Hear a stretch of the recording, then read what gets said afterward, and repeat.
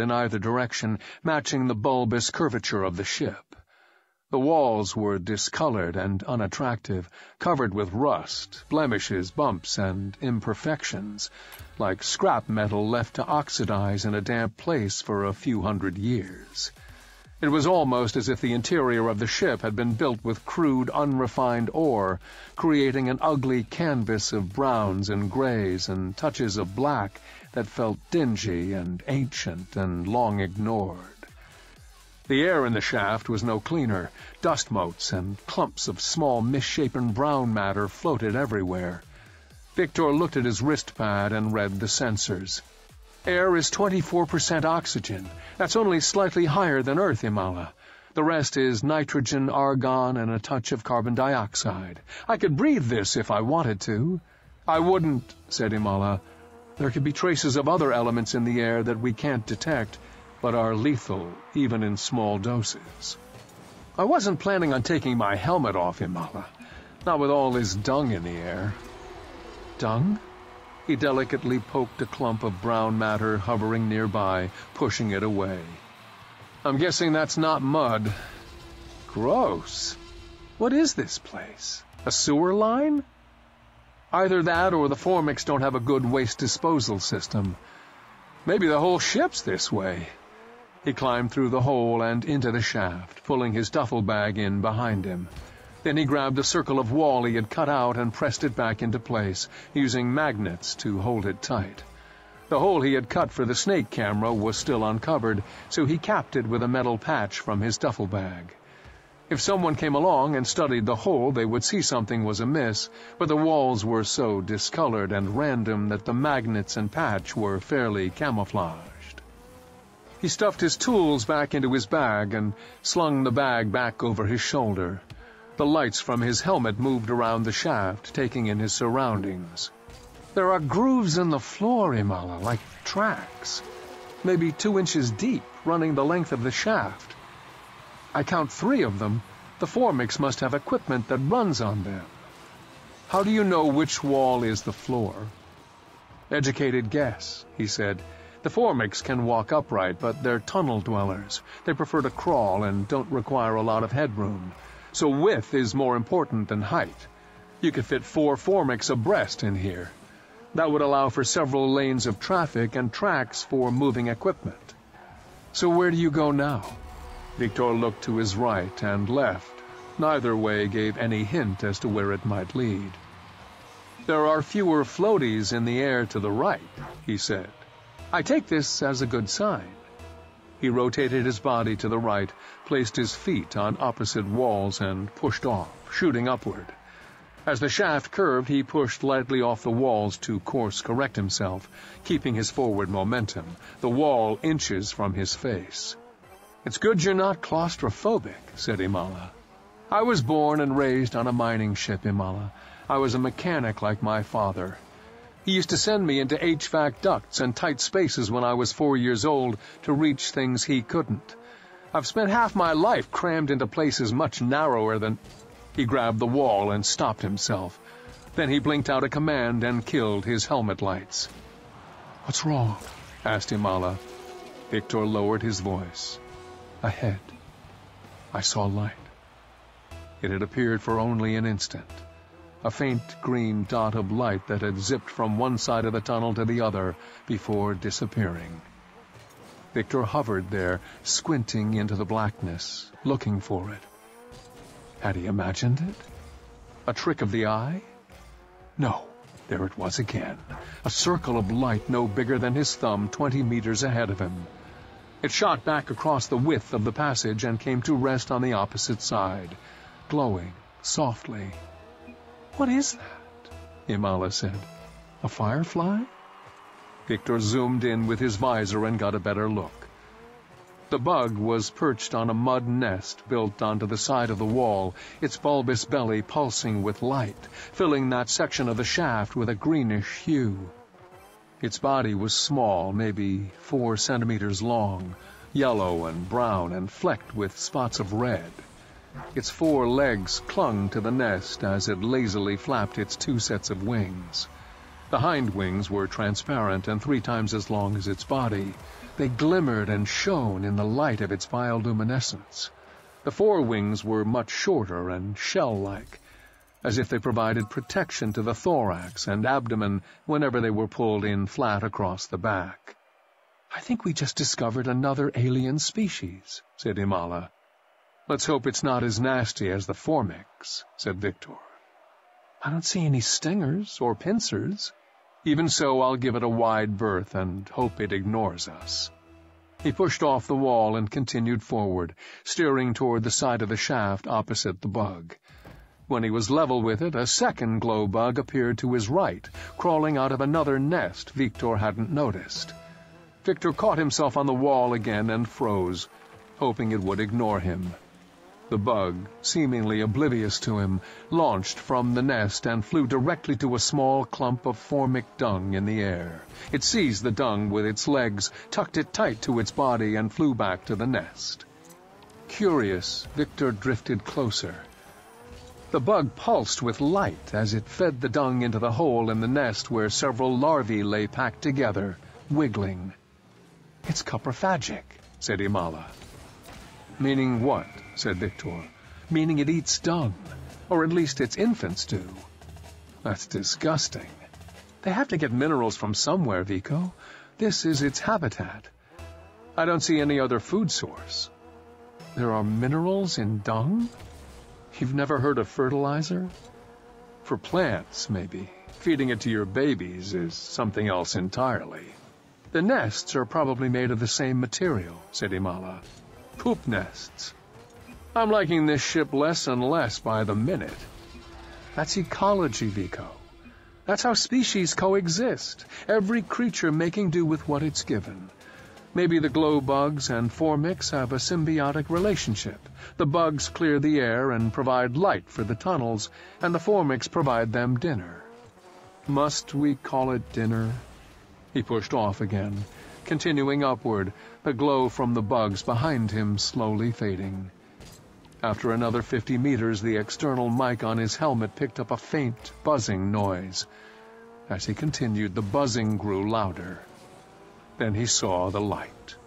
Ahead in the distance were hundreds of glow bugs concentrated in the shaft. They zipped back and forth between nests on the wall, harvesting matter from the air, buzzing and darting about in a frantic flurry of activity.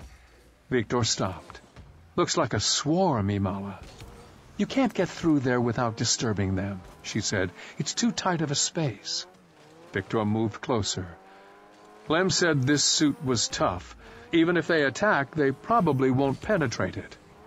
Lem had outfitted them with all of their equipment, including new suits developed by Jupe Limited that were designed to withstand the rigors of asteroid mining, and yet were sensitive enough to measure all their biometrics. "You can't be sure of the suit's durability," said Imala. "I say we try the other way." "We're just as likely to find them in the other direction, Imala. And we've already come this far. If I go slow enough, maybe they won't bother." A high-pitched scraping sound echoed through the shaft, like an old rusty gate swinging open. The glow bugs all stopped instantly, 100 dots of light coming to rest mid-flight, wings fluttering, listening. "What was that?" asked Imala. Another scraping sound, louder this time. The glow bugs zipped to their nests and clung to the sides, filling the shaft with light and leaving a wide open space in the middle.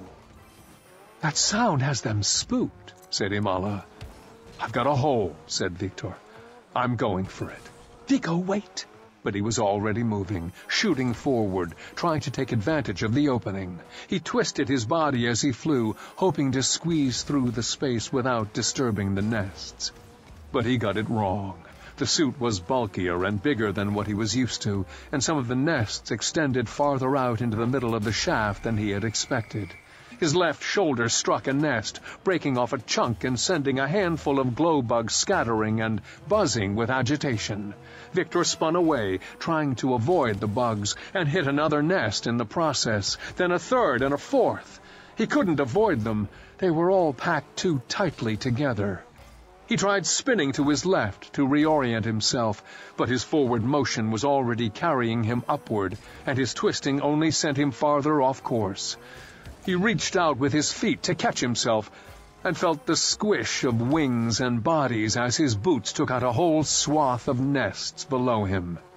The other bugs leaped from their nests, rushing to him, fluttering all around him, landing on his arms and legs, buzzing in front of his helmet, blocking his view, filling his ears with the collective roar of their wings. He had been wrong. There were not hundreds. There were thousands. Imala was shouting over the radio, "Get out of there!" He twisted again, getting his bearings, finding the wall with his feet, and pushed off, shooting away. He couldn't see. His visor was a wall of wings and bioluminescence and tiny, wiggling, frantic legs. The light in his eyes was blinding, like 100 lit bulbs thrown in his face. His body slowed. He pushed off again, crushing more nests. He flew 10 more meters, then 20. He could feel the pinching and marching of feet all over him, even through the thick layers of his suit. Were they eating their way inside? Were they burning their way through? Would this suit self-seal if they tore a hole? Panic seized him. He shook himself, throwing off this forward momentum. He careened into the wall to his right, crushing glow bugs and nests in the impact.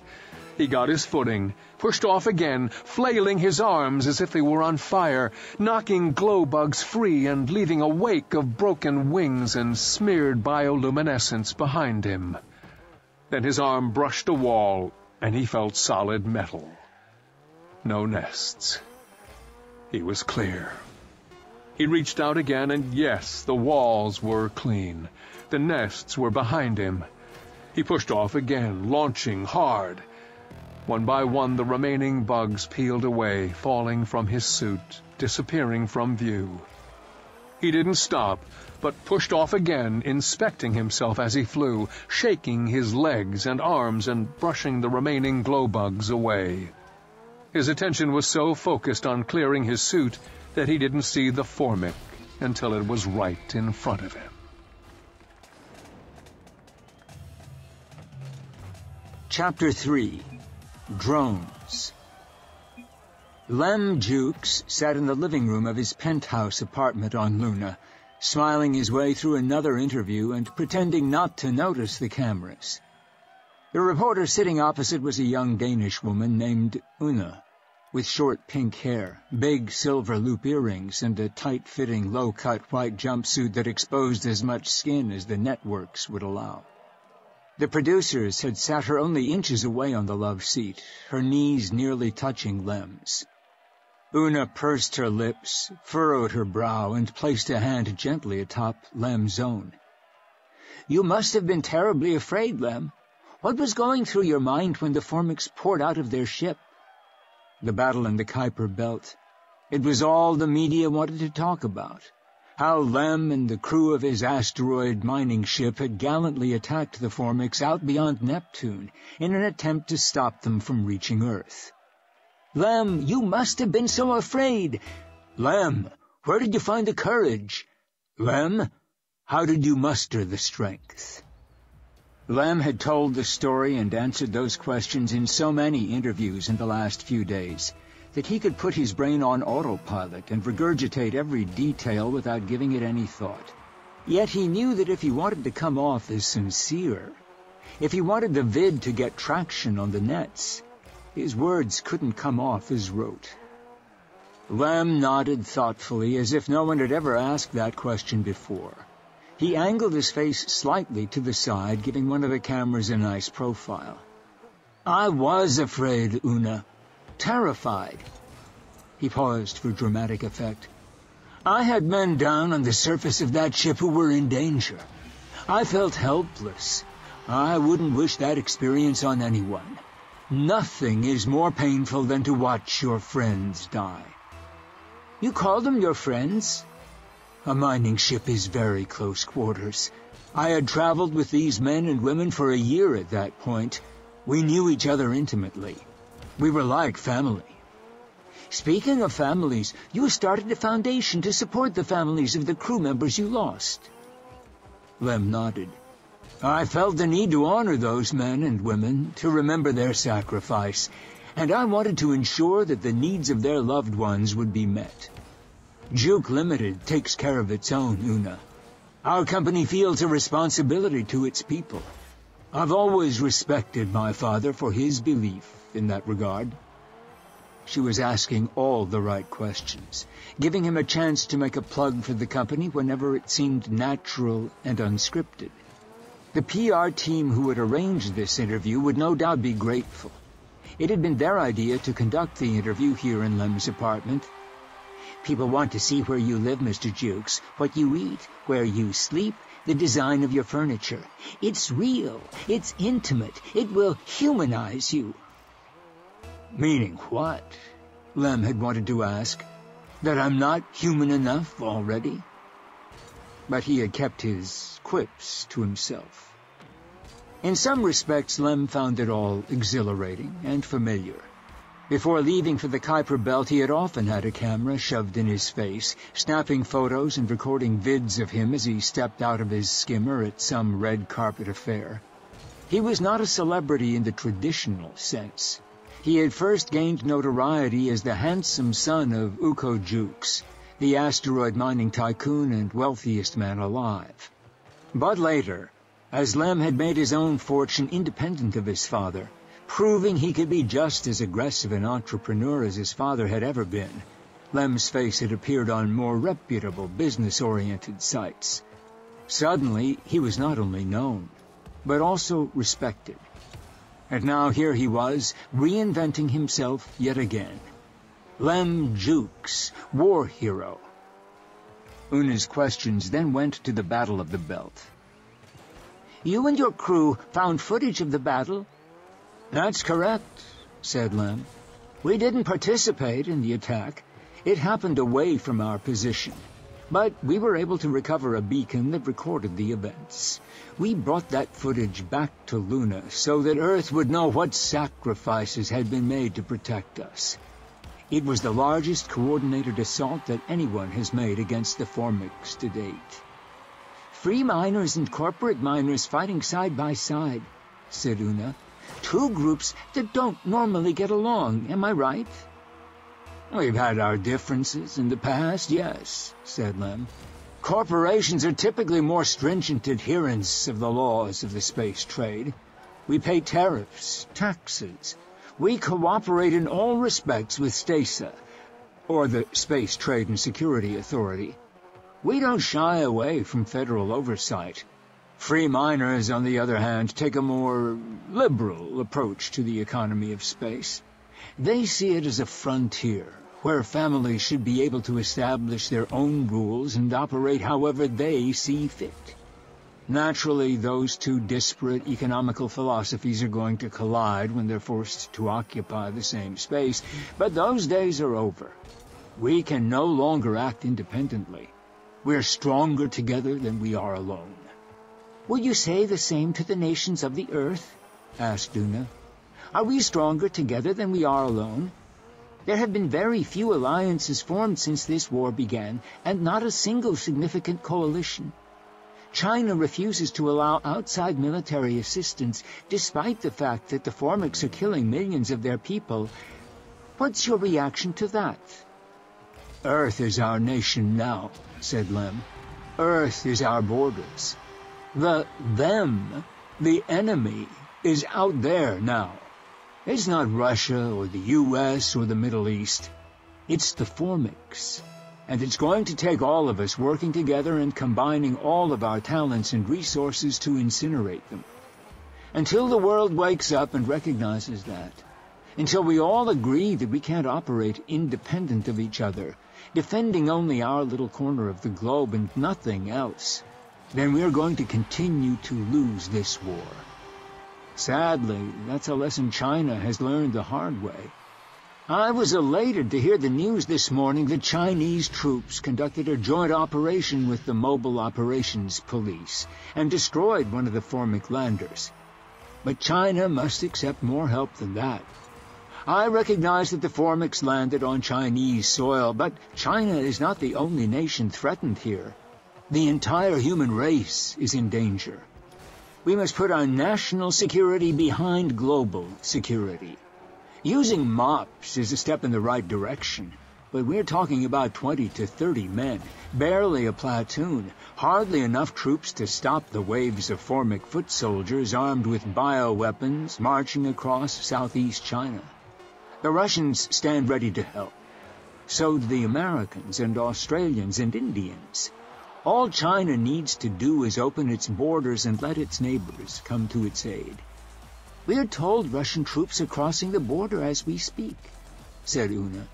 Yes, in isolated places, and at every location the Chinese are pushing them back, fighting them tooth and nail.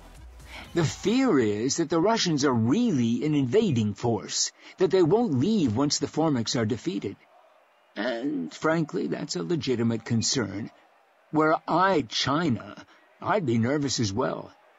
But China's allies can help. NATO can offer assurances. The Americans can broker a pullout of troops. Let's work together. Let's unite against a common enemy. Otherwise, we don't stand a chance. One more question, Lem. You stared into the face of a Formic.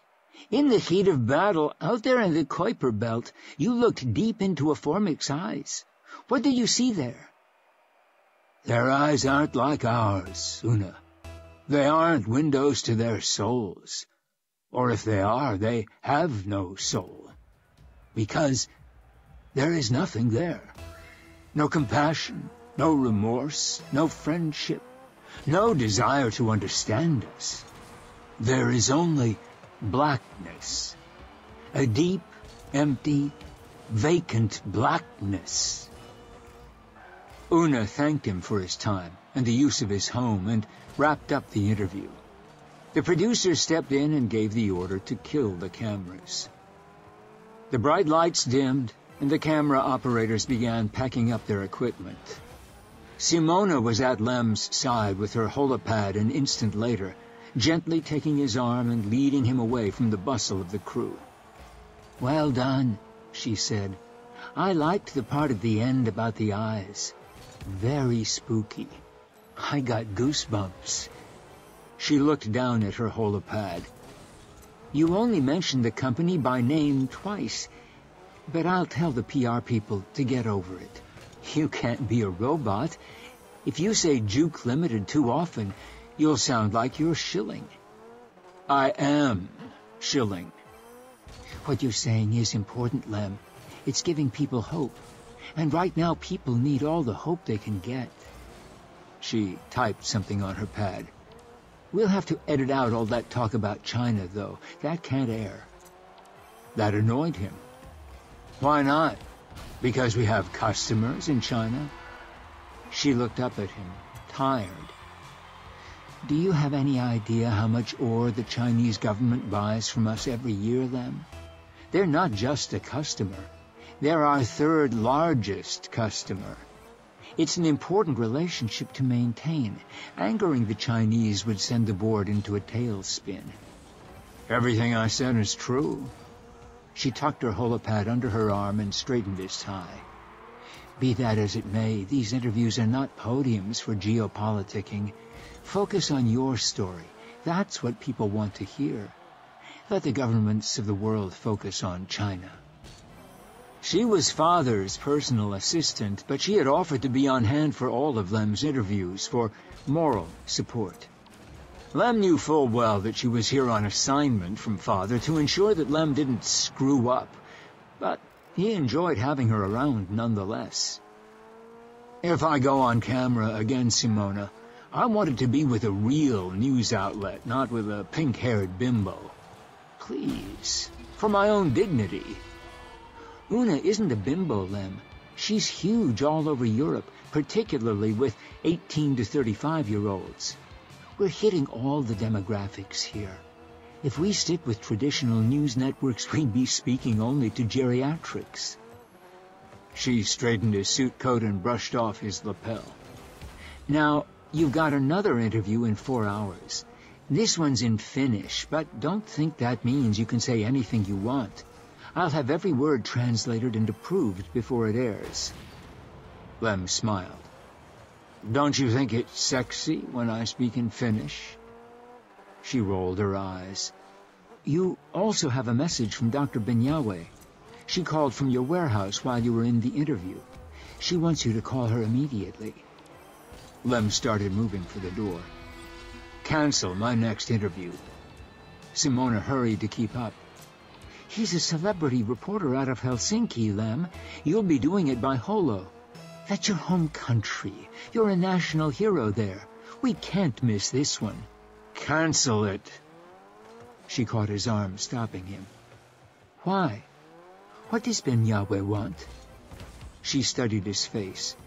Is she helping you send a team to the Formic ship? Is that what this is about? He pulled her to the side, out of earshot of the film crew, and lowered his voice.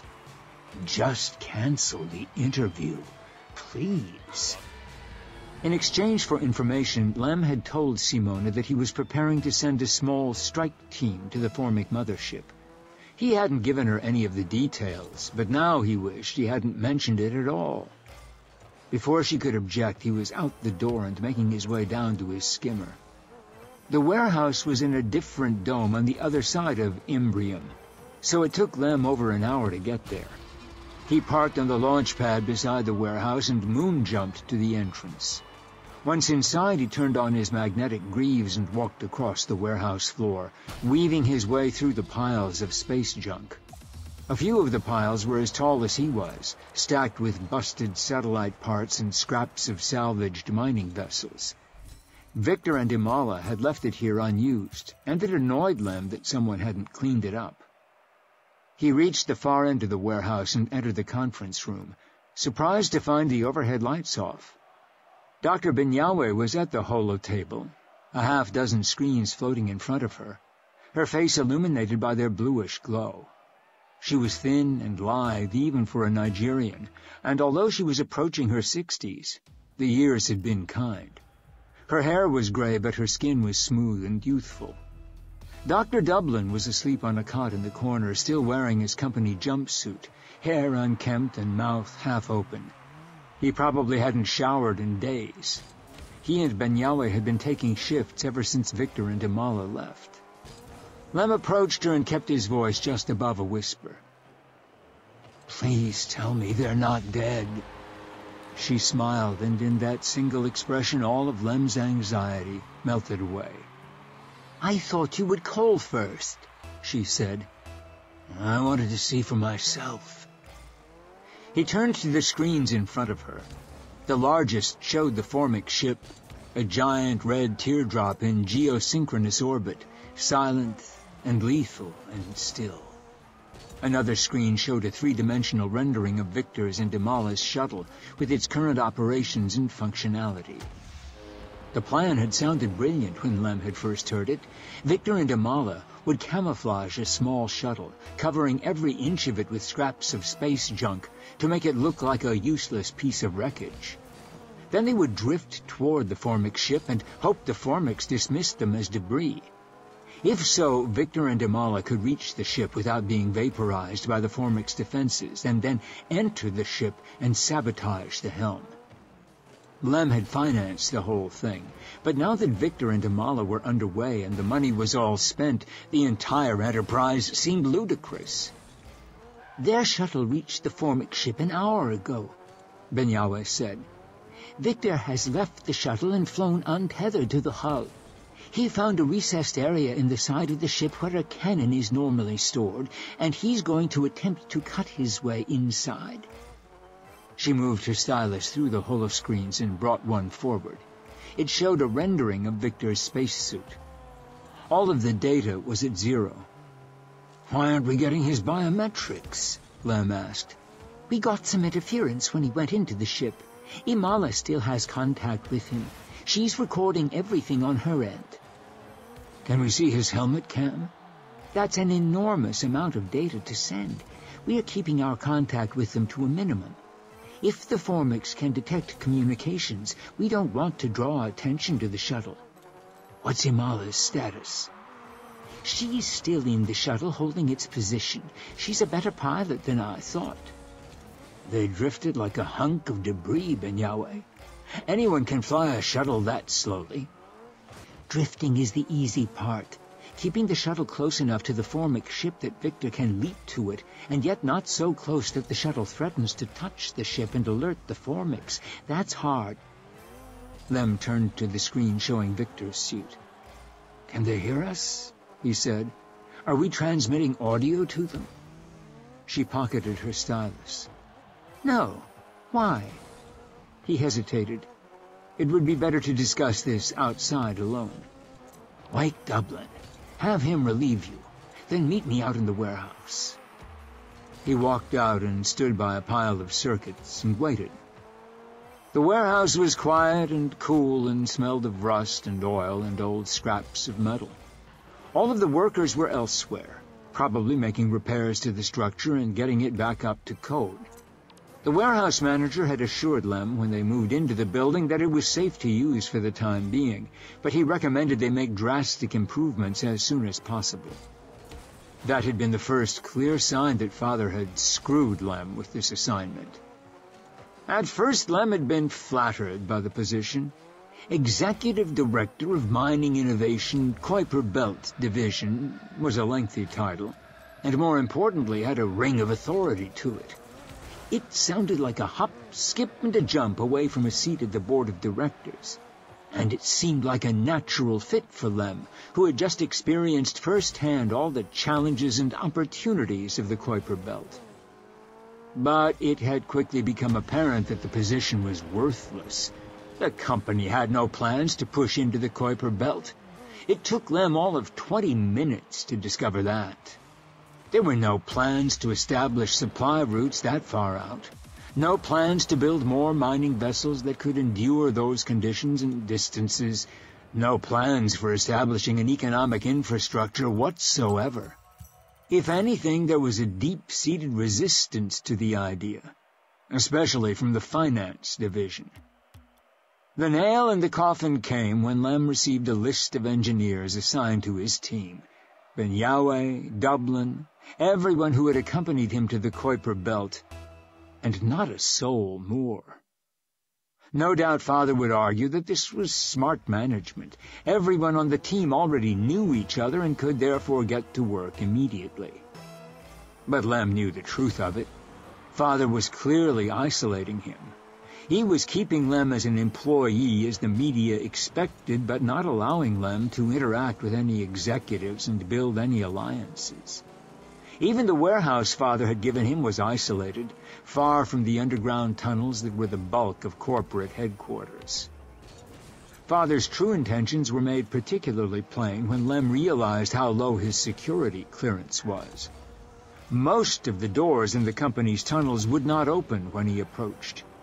When he removed the proximity chip from his wrist pad that the company had issued him and compared its code with others, he learned that his clearance level was no better than the lowliest of employees. "Not very subtle, Father. You're not even trying to conceal your contempt." Ben-Yahweh came out of the conference room squinting at the overhead lights. She saw his humorless expression and said, "Why do I have a feeling that I'm not going to like what you have to say?" "You're not," said Lem. "I've been withholding something from you, and it's time I told you. My father is preparing to launch an attack on the Formic ship."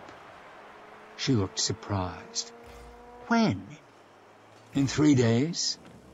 "With what? Mining ships?" "With the new Vanguard drones." Ben-Yahweh looked taken aback. "The drones? Those are still on the assembly line. They haven't even been field tested yet." The prospecting drones were Father's newest industry innovation, a way to evaluate the economic viability of asteroids without the need of an expensive crew. Father had announced them to the world just before learning of the Formics. "The drones have been rushed through production," said Lem. "And that's not the worst of it. My father is arming each of them with a glazer." She stared at him, too shocked to speak. Lem didn't blame her. The glazer, or gravity laser, made mining asteroids as easy as pulling a trigger. It shaped gravity in much the same way a laser shaped light, ripping apart asteroids using tidal forces. My father is under the impression that if a glazer can vaporize a giant asteroid, why not let it do the same thing to a giant alien ship? You have to stop him, Lem. The glazer is too unstable, too destructive. He can't fire one this close to Earth. He's not firing one, Ben Yahweh. He intends to fire 50. 50? That's how many drones are scheduled to launch. How long have you known about this? Lem sighed. A few days. And you didn't tell us immediately? I'm telling you now. She narrowed her eyes. Did you know about this before we sent off Victor and Imala? Yes, he said without hesitation. He had decided he wasn't going to lie to her. I found out right before they left. Ben Yahweh raised her voice. And you let them go? You sent them on their way knowing your father was going to fire on the vessel? You put them in harm's way? Lem kept his voice calm. They're at the Formic ship, Ben Yahweh. They went to harm's way. They walked into danger. And anyway, before they left, Victor assured me that they could leave Luna and get back here in 4 days' time. That would have been a full day before my father plans to launch.